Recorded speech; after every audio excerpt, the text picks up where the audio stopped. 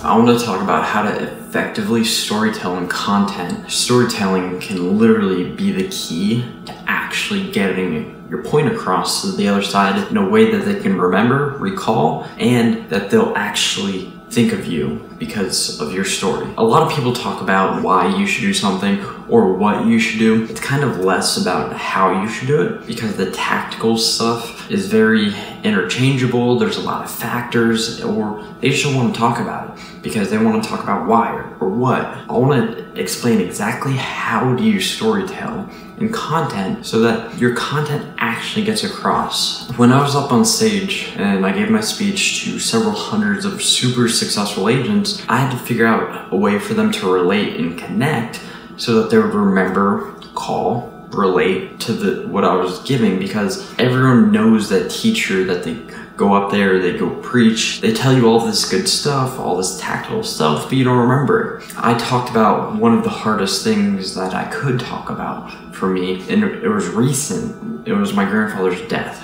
While it was a way for me to kind of honor him. My grandfather to me is my biggest influence. It was a way for people to relate and for people to connect on an emotional level, and for me to be authentic and genuine, because the emotional side, it allows them to remember it and recall it later too. While anyone can tell the story, it's how do you actually bridge your story from the end result you actually want people to relate with or to remember, or the actual point of you being up on stage or making that video or putting out that piece of content.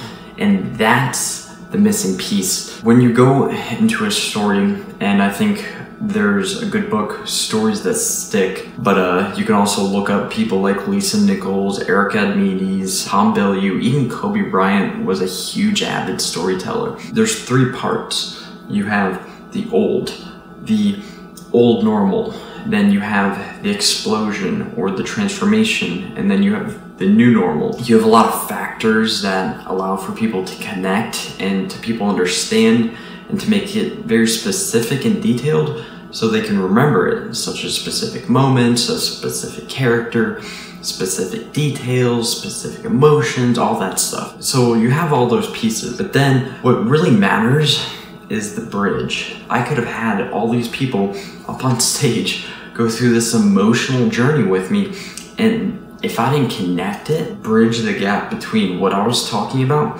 and what I was talking about on stage, if there was not that bridge that made it seamless and that they understood, then I would have lost them. It doesn't matter how great the story was, it's that specific story to the specific audience. Are they gonna relate to it, or are they gonna connect with it? And talking about a family death, people can relate to that, they can connect to that. It was all about how I bridged that into what I was actually speaking about, is the defining moment of whether people walk across the bridge with you from the story to the result, or they won't. And that's what I think a lot of people miss when how to tell a good story and how to tell a story with content, and how for people to actually connect and relate to the content in a way that they remember and recall it.